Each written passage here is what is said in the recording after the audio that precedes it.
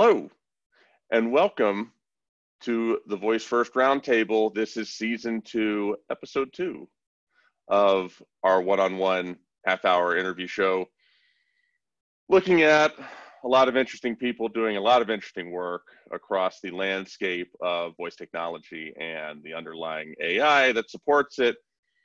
Today is Tuesday, February the 25th, 2020. This episode will go live next week. We are speaking with Bianca Phillips. Bianca, say hello. Hi, everyone. Thanks, Bradley, for having me. Yeah, Bianca, thank you for taking some time to join me. So tell everybody who you are, what you do, and where you are, because you're in a little bit different place. And just tell us a little bit about yourself. Sure. Well, I'm in Australia, Melbourne, Australia. I'm a lawyer with a research expertise in medical law and digital health law. I went into this area when I was about 23, and I was working in a corporate legal role, and then something quite profound happened in my life that then moved me to medical law and digital health law. So for me, this space is of immense importance and interest. Day to day, I teach law. So I lecture in law at La Trobe Law School and previously at Swinburne University of Technology. And in that role, I teach across a range of different subjects. So it's not just medical law, digital health. It could be anything from administrative law to constitutional civil procedure, a range of different topics. And I really enjoyed that role. By night, I'm researching. I'm doing all of my research work. So that has included I did two series for LexisNexis on digitized medicine, and that was published to legal practitioners, people practicing in law who are looking for information about digital health. I then had my 6-part series for the Medical Journal of Australia looking at digital health law, and as part of that project, I invited guests to join from engineering, medicine, and law to partake in discussions. There's been a range of other publications that I've done across various different topics, including voice, assisted reproduction, gene patients, data ownership, and a range of other topics. And then I have my formal qualifications, the Masters of Health and Medical Law, and the PhD program, where I'm writing about digital health lawmaking. And then in addition to all of that, there's also been the consulting roles that I've had, working with a medical law litigator and a range of other interesting projects. On the side, this really has been all completed while I'm raising 2 beautiful daughters as well. So I have 2 children, 2 and 4 years old, and I'm with them and doing all of this work as well. You tire me out just even going through all that. Oh no, that's not a good start. Yeah, you're doing amazing work, and it's interesting to see that as I've gotten to know you, Bianca, and other folks who have sort of taken some time and researched ethics and ethical considerations of various parts of the technology, that we're inundated with now with voice tech. It's been interesting to reflect on the fact that 2.5 to 3 years ago we started VoiceFirst FM. Crickets were chirping. There wasn't a lot going on. People didn't really know what to make of this Alexa thing. People have been working in the space for years, but those people have kept to themselves the whole time, and it just snowballed. And now everybody's got an Echo device in their house, and now we have to have people thinking about ethics, and we have to have people thinking about legalities and regulations and how government can and possibly should be protecting people as this technology proliferates. I want to start just by asking you, you look at healthcare. I know you do a lot with healthcare, but just in general, tell me maybe what you think the singular most important aspect of this rise of voice technology is, and what are you most concerned about ethically? What are you most concerned about legally? Tell me one or maybe two things that are just absolutely top of mind for you as you think about voice. Okay, so top of mind for me at the moment is really looking at data ownership, which is an issue that cuts not only across voice, but digital health and within other industries as well. So data ownership is one in which I think that we'll be having quite a bit of focus on. The other is really around all domains of lawmaking in digital health and in voice technologies. So there are 5 areas of lawmaking. There's judicial lawmaking, legislative lawmaking, administrative, private ordering, and interpretive issues. And I think across each of those domains, we're going to be seeing quite a lot of work happening, quite a lot of new insights and progression over the next 1 to 5 years within this particular area of voice. So within the private ordering aspect of lawmaking, if you put that in its own category, you're going to have the creation of voice standards, for example, to help the community, the voice community, navigate through this complex environment, this complex legal environment. That will create a set of standards that people can work with. But then we'll have more probably cases coming about that will provide some guidance. We'll have government intervention at the legislative level to discuss the various issues and bring them to the forefront. I think most people within digital health are quite, and within voice, quite aware of the predominant legal issues. And when I have conversations with people in the voice community, they will list the privacy concerns, security issues, data ownership, consent, capacity, human rights issues, those relating to the recording of the voice of a child. People are very aware of them, but really I think what they need are standards that will help them navigate this important field. Yeah, that's great. That's a great synopsis. With This Week in Voice, we've seen a lot of stories over the last couple of years of ethical quandaries. One that made probably the most news was when there was I think it was a double murder. It was in Mississippi or Louisiana. It was in the United States, and the FBI, the legal authorities over here wanted to get their hands on the smart speaker recordings from that house, and a whole rigmarole of Amazon saying no, and then I think they ultimately did. And of course, that interim disagreement caused this to get out into the public discourse in a really interesting way. If I speak to a smart speaker, if I speak to my smart speaker in my house, reasonable expectation that, best practice, you think that I can delete that anytime I want, nobody has access to it for any reason? Or do you think it's a better practice, all things considered, public safety and macro factors as well as individual freedoms, to have someone listening? Because that's been a major issue of 2019. They've got human people listening. We found out about it. Now what?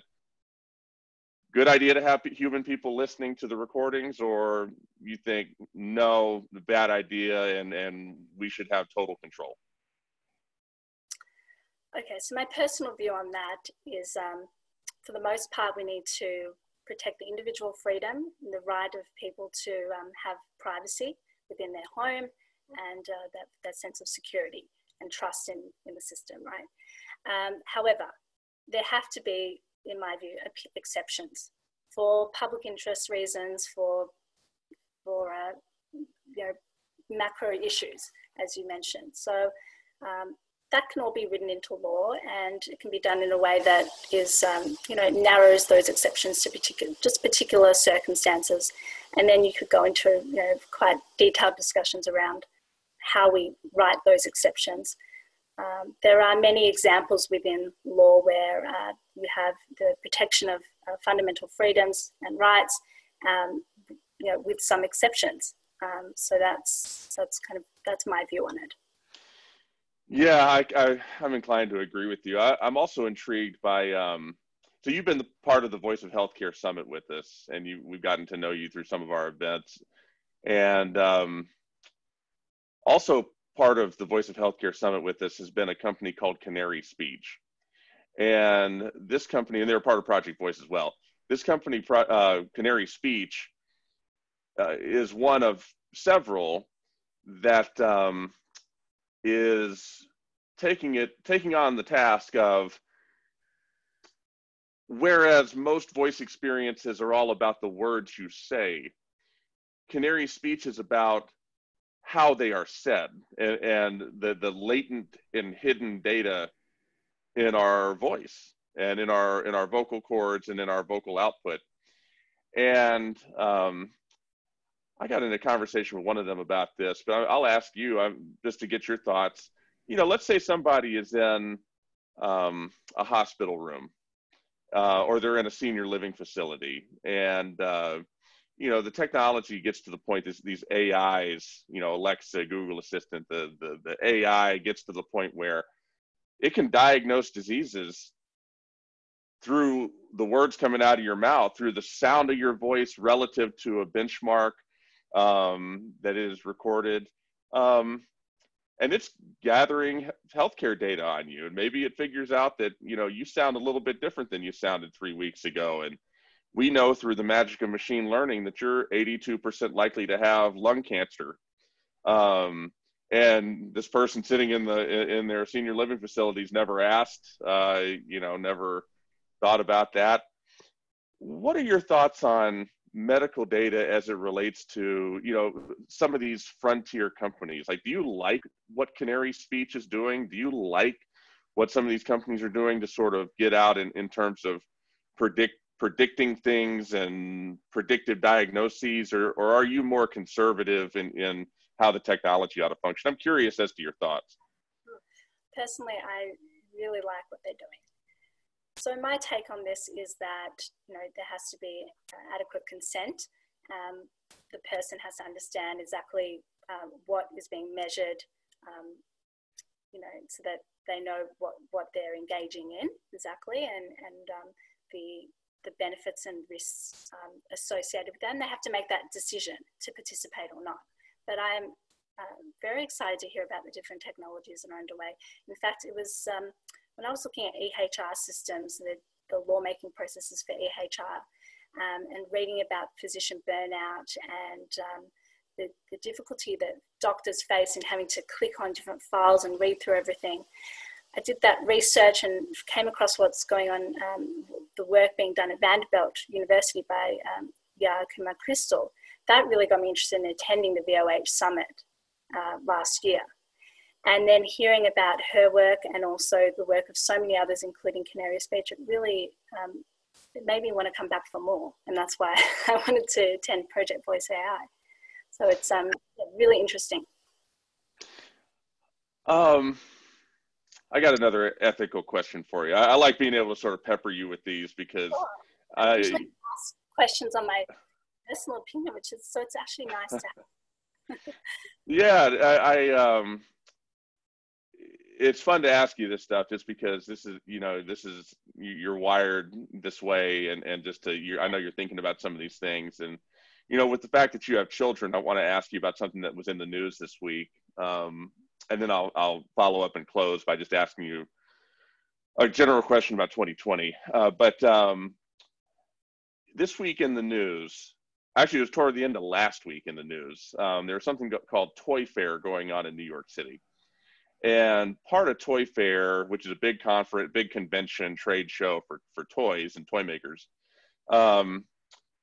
they came out with this toy maker, I forget the name, but Amazon worked with them on it. They came out with this toy kitchen, and this play area kitchen, except it's not just any play area kitchen.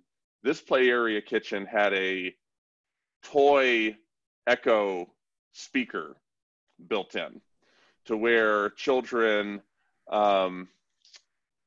playing, and cooking food, imaginary food, and all the things you would do in a play kitchen, you can also ask Alexa for information in a very limited play-ish, child-friendly sort of way as part of this whole deal. And I was asked about this by CNET because they were doing a story on it and gave the reporter some background information on that. But I'm curious to hear your thoughts. We've, on one hand, there's an argument, and a lot of people in the United States, there's several prominent nonprofits that are child advocacy organizations that say, children cannot defend themselves from the onslaught of brand identity marketing, and these companies know that, and they put stuff like Alexa in a toy kitchen just to build brand affinity when a child is defenseless against it and has no reasoning to evaluate it. The flip side of that is that this is what mommy and daddy do. Mommy and daddy, or whoever, whoever the parents and guardians are, or whatever, have got Alexa in the kitchen. And why, this is a limited version, so why not? It's all fun and it's all play. I'm curious to your thoughts. Okay, so I put a lot of emphasis on the responsibility of parents, also to make sure that their children are exposed to the age-appropriate things, that if there are certain toys that would not be a good idea for that child, that they protect their child as best as possible. That being said, these companies have compliance requirements around recording voices of children that I'm going to assume for this this session that they're meeting those compliance requirements. And as we progress, further standards will need to be developed to manage this particular issue, because it is an issue. It's a very important one, and there'll be considerable focus on this over the next few years. As a parent, personally, I make choices every day on what my children watch on TV. I sit there and I listen to the shows they're watching, and I make sure that they're appropriate. If I'm not happy with something, I put it to a different station. And you're exposed, unfortunately, to so much around you. So I think parents are going to have to really step up on this, but we're also going to have to see standards emerging as well to balance it out. Yeah, I'm right there with you. And the thing I think about too, which I've commented on, is that isn't it amazing, and this is sort of a side note, just sort of a punctuation mark to your comment, isn't it amazing that with Alexa, just to use Alexa as an example, when we ask Alexa, anybody, any human being, ask Alexa, hey, Alexa, tell me a bedtime story, or Alexa, I want to activate this third-party skill, or Alexa, whatever it is you might ask from a content standpoint. We have no idea what Alexa is about to say. I'm talking none. Yes. Movies have rating systems. Songs have, and albums have like explicit content warnings on the cover and things that are required by law. Actually, I don't know if explicit content is required by law. That's for somebody else, I guess. I think they stopped short of making that a law. I digress. Video games have a rating system. It's fascinating that we're in these early days of voice technology and these smart speakers and voice assistants in the car and everywhere else. And there's no content guidance. And that's going to change. Just sort of interesting. Very interesting. Very interesting, very bold move by these companies to get these products out there without the standards. It's going to be a really interesting space to watch. And as you said, those standards are being developed. They're being worked through at the moment. There are people working on that. So, it's coming. It's inevitable. My last question for you, you know as much about this stuff as anybody. I'm curious, and it can be healthcare focused, or it can just be general macro level. Tell me what excites you the most, or what you're most looking forward to about in the realm of voice technology in 2020. Any particular thing that you're most looking forward to, or something that you expect to happen? Share with me your thoughts. I mean,